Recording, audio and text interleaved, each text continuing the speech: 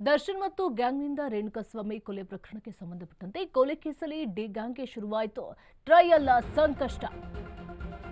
ದರ್ಶನ್ ಮತ್ತು ಗ್ಯಾಂಗ್ನಿಂದ ರೇಣುಕಾಸ್ವಾಮಿ ಕೊಲೆ ಪ್ರಕರಣಕ್ಕೆ ಸಂಬಂಧಪಟ್ಟಂತೆ ಕೊಲೆ ಕೇಸಲ್ಲಿ ಡಿ ಗ್ಯಾಂಗ್ಗೆ ಶುರುವಾಯಿತು ಟ್ರಯಲ್ ಸಂಕಷ್ಟ.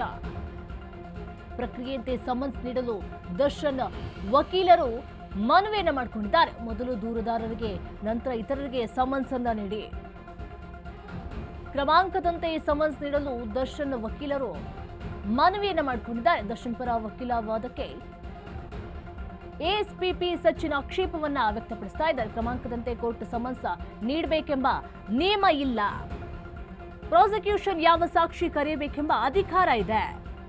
ಹೀಗಾಗಿ 7-8ನೇ ಸಾಕ್ಷಿಗಳಿಗೆ ಸಮನ್ಸ್ ನೀಡಲು ಎಎಸ್ಪಿಪಿ ಮನವಿಯನ್ನ ಮಾಡಿಕೊಂಡಿದೆ. ಡಿಸೆಂಬರ್ 17ರಂದು ಸಾಕ್ಷ್ಯ ವಿಚಾರಣೆಗೆ ದಿನಾಂಕವನ್ನ ನಿಗದಿಪಡಿಸುತ್ತೇವೆ. ಯಾರಿಗೆ ಸಮನ್ಸ್ ಎಂಬ ಬಗ್ಗೆ ಇಂದು ತೀರ್ಮಾನ ಅಂತ ಹೇಳಿ ಕೋರ್ಟ್ ಹೇಳಿದೆ.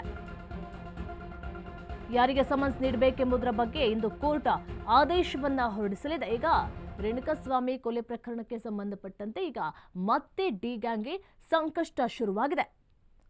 ಪ್ರಕ್ರಿಯೆಯಂತೆ ಸಮನ್ಸ್ ನೀಡಲು ದರ್ಶನ್ ವಕೀಲರು ಮನವಿಯನ್ನ ಮಾಡಿಕೊಂಡಿದ್ದಾರೆ. ಮೊದಲು ದೂರುದಾರರಿಗೆ, ನಂತರ ಇತರರಿಗೆ ಸಮನ್ಸ್ ಅನ್ನ ನೀಡಿ ಅಂತ ಹೇಳಿ ಮನವಿಯನ್ನ ಮಾಡಿಕೊಳ್ಳಲಾಗಿದೆ. ಕ್ರಮಾಂಕದಂತೆ ಸಮನ್ಸ್ ಅನ್ನ ನೀಡಲು ದರ್ಶನ್ ವಕೀಲರು ಮನವಿಯನ್ನ ಮಾಡಿಕೊಂಡಿದ್ದಾರೆ.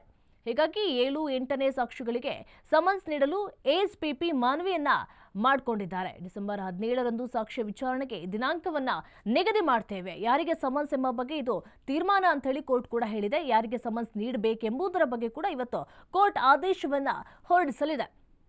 ಮೊದಲು ದೂರುದಾರರಿಗೆ, ನಂತರ ಇತರರಿಗೆ ಸಮನ್ಸ್ ಅನ್ನ ನೀಡಿ ಅಂತ ಹೇಳಿ ಪ್ರಕ್ರಿಯೆಯಂತೆ ಸಮನ್ಸ್ ನೀಡಲು ದರ್ಶನ್ ವಕೀಲರು ಮನವಿಯನ್ನ ಮಾಡಿಕೊಂಡಿದ್ದಾರೆ. ಕೊಲೆ ಕೇಸಲ್ಲಿ ಡಿ ಗ್ಯಾಂಗ್ಗೆ ಮತ್ತೆ ಶುರುವಾಯಿತು ಟ್ರಯಲ್ ಸಂಕಷ್ಟ.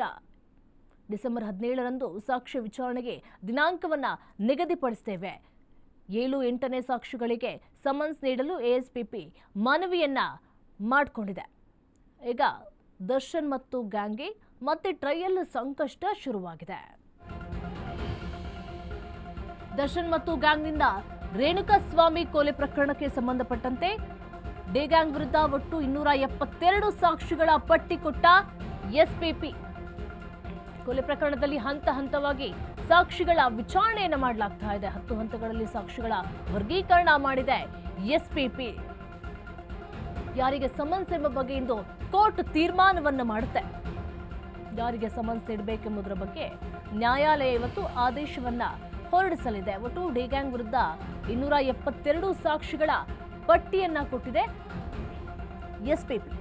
10 ಹಂತಗಳಲ್ಲಿ ಸಾಕ್ಷಿಗಳ ವರ್ಗೀಕರಣ ಮಾಡಿದೆ ಎಸ್ಪಿಪಿ. ಇವತ್ತು ದರ್ಶನ್ ಮತ್ತು ಗ್ಯಾಂಗ್ಗೆ ಟ್ರಯಲ್ ಸಂಕಷ್ಟ ಶುರುವಾಗಿದೆ. ಒಟ್ಟು ಡಿ ಗ್ಯಾಂಗ್ ವಿರುದ್ಧ 272 ಸಾಕ್ಷಿಗಳನ್ನ ಪಟ್ಟಿ ಕೊಟ್ಟಿದೆ ಎಸ್ಪಿಪಿ ಅವರು. 10 ಹಂತಗಳಲ್ಲಿ ಸಾಕ್ಷಿಗಳ ವರ್ಗೀಕರಣ ಮಾಡಿದೆ ಎಸ್ಪಿಪಿ. ಯಾರಿಗೆ ಸಮನ್ಸ್ ನೀಡಬೇಕು ಎಂಬುದರ ಬಗ್ಗೆ ಇವತ್ತು ನ್ಯಾಯಾಲಯ ಆದೇಶವನ್ನ ಹೊರಡಿಸಲಿದೆ. ಇದ್ರ ಬಗ್ಗೆ ಹೆಚ್ಚಿನ ಮಾಹಿತಿ ಕೊಡ್ತಾರೆ ನಮ್ಮ ಪ್ರತಿನಿಧಿ ಅರುಣ್. ಈಗ ರೇಣುಕಾಸ್ವಾಮಿ ಕೊಲೆ ಪ್ರಕರಣಕ್ಕೆ ಸಂಬಂಧಪಟ್ಟಂತೆ ಈಗ ಡಿ ಗ್ಯಾಂಗ್ಗೆ ಮತ್ತೆ ಟ್ರಯಲ್ ಸಂಕಷ್ಟ ಶುರುವಾಗಿದೆ. ಒಟ್ಟು 272 ಸಾಕ್ಷಿಗಳನ್ನು ಕೂಡ ಕೊಟ್ಟಿದ್ದಾರೆ. ಏನೆಲ್ಲ ಸಂಕಷ್ಟಗಳು ಎದುರಾಗಬಹುದು, ಯಾವ ರೀತಿಯಾದಂತಹ ಒಂದು ತನಿಖೆ ನಡೀತಾ ಇದೆ? ನಿರೀಕ್ಷೆ ಏನಂದ್ರೆ ಈಗಾಗಲೇ ಏನು ಪ್ರಾಸಿಕ್ಯೂಷನ್ 272 ಜನ ಪಟ್ಟಿಯನ್ನ ಕೊಟ್ಟಿರುವಂತದ್ದು. ಅಂದ್ರೆ ಪ್ರಮುಖವಾಗಿ ರೇಣುಕಾಸ್ವಾಮಿ ಕೊಲೆ ಪ್ರಕರಣದಲ್ಲಿ ಯಾರೆಲ್ಲ ಸಾಕ್ಷಿಗಳಿದ್ದಾರೆ ಅಂತ ಹೇಳ್ಬಿಟ್ಟು ಕೋರ್ಟ್ಗೆ ಪಟ್ಟಿಯನ್ನ ನೆನೆ ಕೊಟ್ಟಿರುವಂತದ್ದು. ಮತ್ತೆ ಅದರಲ್ಲಿ ಇರೋ 272 ಜನರಲ್ಲಿ ಯಾರನ್ನೆಲ್ಲ ಏನ್ ಕೋರ್ಟ್ ಸಮನ್ಸ್ ಕೊಟ್ಟು ಕರೆಯುತ್ತೆ ಅನ್ನೋದು ಇವತ್ತು ನಿರ್ಧಾರ ಆಗುವಂತದ್ದು. ಪ್ರಮುಖವಾಗಿ ನಿನ್ನೆ ನಡೆದಂತ ವಾದ ಮತ್ತು ಪ್ರತಿವಾದದಲ್ಲಿ ಏನಂದ್ರೆ ಪ್ರಾಸಿಕ್ಯೂಷನ್ ಅವರು ಮೊದಲನೇದಾಗಿ CW8 ಮತ್ತೆ CW8 ಅಂದ್ರೆ ರೇಣುಕಾಸ್ವಾಮಿ ಅವರ ತಂದೆ ಮತ್ತೆ ತಾಯಿಯನ್ನ ಹಾಗೆ ಸಮನ್ಸ್ ಅನ್ನ ಜಾರಿ ಮಾಡಬೇಕು ಮತ್ತೆ ಅವರನ್ನ ಏನು ವಿಚಾರಣೆ ಮಾಡಬೇಕು ಅಂತ ಹೇಳ್ಬಿಟ್ಟು ಮನವಿಯನ್ನ ಮಾಡಿತ್ತು. ಈ ಸಂದರ್ಭದಲ್ಲಿ ಏನು ದರ್ಶನ್ ಪರ ವಕೀಲರಾದಂತ ಸುನಿಲ್ ಅವರು ಸಹ ಆಕ್ಷೇಪಣೆ ವ್ಯಕ್ತಪಡಿಸಿದ್ರು. ಯಾಕಂದ್ರೆ 272 ಜನ ಇದ್ದಾರೆ. ಅದರಲ್ಲಿ ಪ್ರಮುಖವಾಗಿ ದೂರುದಾರರು ಯಾರಿದ್ದಾರೆ, ಏನು ಸೆಕ್ಯೂರಿಟಿ ಗಾರ್ಡ್, ಅಪಾರ್ಟ್ಮೆಂಟ್ ನ ಸೆಕ್ಯೂರಿಟಿ ಗಾರ್ಡ್. ಸೊ ಅವರಿಂದ ನೀವು ಏನೊಂದು ಈ ಒಂದು ಸಾಕ್ಷಿಗಳ ವಿಚಾರಣೆ ಮಾಡಬೇಕು, ಆದ್ರೆ ನೀವು ಪಿಕ್ ಅಂಡ್ ಚೂಸ್ ತರ ಮಾಡ್ತಾ ಇದ್ದೀರಾ, ಇದು ಕಾನೂನಲ್ಲಿ ಅವಕಾಶವಿಲ್ಲ ಅಂತ ಹೇಳ್ಬಿಟ್ಟು ಅವರು ವಾದವನ್ನ ಮಾಡಿದ್ರು. ಮತ್ತೆ ಎಸ್ಪಿಪಿ ಸಚಿನ್ ಅವರು ಕೂಡ ಅಂದ್ರೆ ಕಾನೂನಲ್ಲಿ ಅವಕಾಶ ಇರೋದ್ರಿಂದ ನಾವು ಪ್ರಾಸಿಕ್ಯೂಷನ್ಗೆ ಒಂದು ಅವಕಾಶ ಇರುತ್ತೆ, ಯಾರನ್ನ ಮೊದಲು ಕರೆಸಬೇಕು, ಯಾರನ್ನ ಲಾಸ್ಟ್ ಅಲ್ಲಿ ಮಾಡಿಸ್ಬೇಕು ಅನ್ನೋದು ಪ್ರಾಸಿಕ್ಯೂಷನ್ಗೆ ಬಿಟ್ಟ ವಿಚಾರ. ಅದರಲ್ಲಿ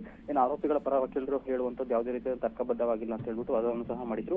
ಹಾಗಾಗಿ ಇವತ್ತು ಏನೋ ನಿರ್ಧಾರ ಆಗುತ್ತೆ, ಕೋರ್ಟ್ ಡಿಸೈಡ್ ಅನ್ನ ಮಾಡುತ್ತೆ ಯಾರಿಗೆ ಮೊದಲನೇದಾಗಿ ಸಮನ್ಸನ್ನ ಜಾರಿ ಮಾಡಬೇಕು ಮತ್ತೆ ಯಾರನ್ನ ಕರೆಸಬೇಕು ಅನ್ನೋದು ಇವತ್ತು ಪ್ರಾಸಿಕ್ಯೂಷನ್ ನಿರ್ಧಾರ ಮಾಡುತ್ತೆ. ಮತ್ತೆ 277 ಜನರ ಪಟ್ಟಿಯಲ್ಲಿ ಏನು ಸುಮಾರು ಈಗಾಗಲೇ ಏನು ಅವರ ತಂದೆ ತಾಯಿಯನ್ನು ಸಹ ಪೊಲೀಸರು ವಿಚಾರಣೆ ಮಾಡಿ ಹೇಳಿಕೆ ದಾಖಲಿಸಿಕೊಂಡಿರುವಂತದ್ದು. ಮತ್ತೆ ಪ್ರಮುಖವಾಗಿ ದರ್ಶನ್ ಅವರ ಪತ್ನಿ ಏನಿದ್ದಾರೆ ವಿಜಯಲಕ್ಷ್ಮಿ ಅವರನ್ನು ಸಹ ಪಟ್ಟಿಯಲ್ಲಿ ಸೇರಿಸಿರುವಂತದ್ದು. ಅವ್ರಿಗೂ ಸಹ ಏನು ಕೋರ್ಟ್ ಒಂದು ಸಮನ್ಸನ್ನ ಜಾರಿ ಮಾಡುತ್ತೆ. ಸಮನ್ಸ್ ಜಾರಿ ಆದ ನಂತರ ಕೋರ್ಟ್ಗೆ ಬಂದು ಅವರು ಏನು ಈ ಒಂದು ಪ್ರಕರಣದಲ್ಲಿ ನಿಮ್ಮ ಪಾತ್ರ ಏನಿತ್ತು, ದರ್ಶನ್ ಅವರು ಕೊಲೆ ಆದ ನಂತರ ನಿಮ್ಮ ಹತ್ರ ಏನಾದ್ರು ಹೇಳ್ಕೊಂಡಿದ್ರೆ ಅಥವಾ ಅವರ ಶೂಗಳು ಸಹ ನಿಮ್ಮ ವಿಜಯಲಕ್ಷ್ಮಿ ಅವರ ಏನು ಬನಶಂಕರಿ ಫ್ಲಾಟ್ ನಲ್ಲಿ ಸಿಕ್ಕಿತ್ತು. ಸೊ ಅದಕ್ಕೆ ಸಂಬಂಧಪಟ್ಟಂತೆ ಒಂದಷ್ಟು ಮಾಹಿತಿಯನ್ನು ಸಹ ಅವರಿಂದ ಕೋರ್ಟ್ ಸಹ ಒಂದು ಪ್ರಶ್ನೆಗಳನ್ನ ಮಾಡಿ ಉತ್ತರವನ್ನ ಪಡೆಯುತ್ತೆ.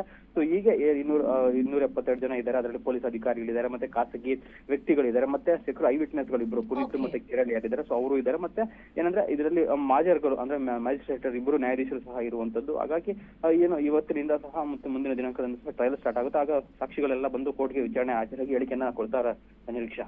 ಓಕೆ, ಥ್ಯಾಂಕ್ ಯು ವರುಣ್ ನಿಮ್ಮೆಲ್ಲ ಮಾಹಿತಿಗಾಗಿ.